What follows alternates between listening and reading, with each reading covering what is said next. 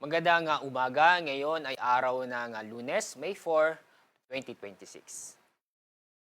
Patuloy pa rin ang epekto ng easterlies sa ating bansa.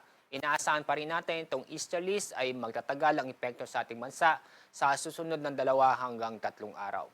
Inyong papansin ang mga kaulapan nito sa bandang labas ng ating Philippine Area of Responsibility. Yan po ay Intertropical Convergence Zone. Sa kapaloob ng Intertropical Convergence Zone, posibleng may mabuong low pressure area.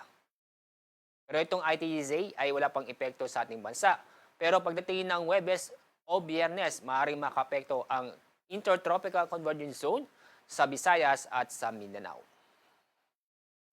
Sa ating lagay na panahon, ngayong araw, maganda at maliwas sa panahon ang inaasahan natin sa halos buong Luzon. Pero may tsansa pa rin ng mga isolated na mga pag-ulan o mga biglaang buhos ng ulan, lalo-lalo na sa hapon o sa gabi. Sa Metro Manila, mataas pa rin ang temperatura ngayong araw, na abot ng 35 degrees Celsius. Sa Tuguegarao, mas mataas naman ang temperatura, na abot ng 38 degrees Celsius. Dako tayo sa labing bahagi nating bansa.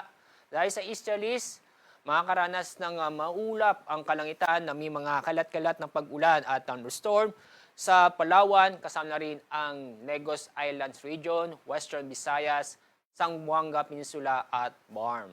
Kaya sa mga kababayan po natin sa mga nabanggit na lugar ay makakaranas maranasan ang medyo mabawasan ang alinsangan o mainit na panahon dahil dito. Pero mag-ingat pa rin natin mga kababayan dahil sa mga pag-ulan nito na posibleng magdulot ng pagbaha o pagguho ng lupa.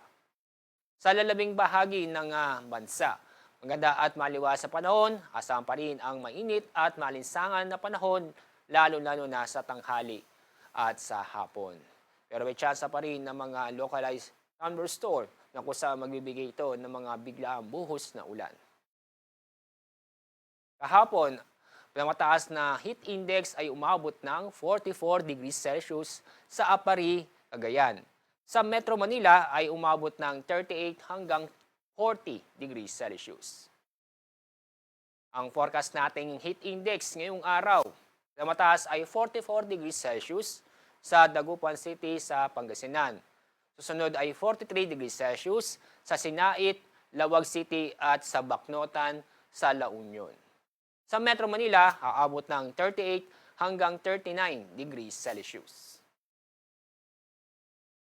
Kasalukuyan, banayan hanggang sa katamtaman ng alon ng ating mga karagatan sa buong bansa. Kaya safe o ligtas naman pumalaot ng ating mga bayan. Pero huwag kalimutang mag-ingat dahil sa mga thunderstorm na magbibigay ito ng mga pag-ulan lalo sa hapon ng gabi, lalo-lalo na sa Visayas at sa Mindanao. Ang araw sikat sa ganap na 5:32 ng umaga, ang araw lulubog sa ganap na 6:14 ng hapon. Yan po ang ating weather update mula sa Pag-asa. Ako po si Alzar D. Aurelio.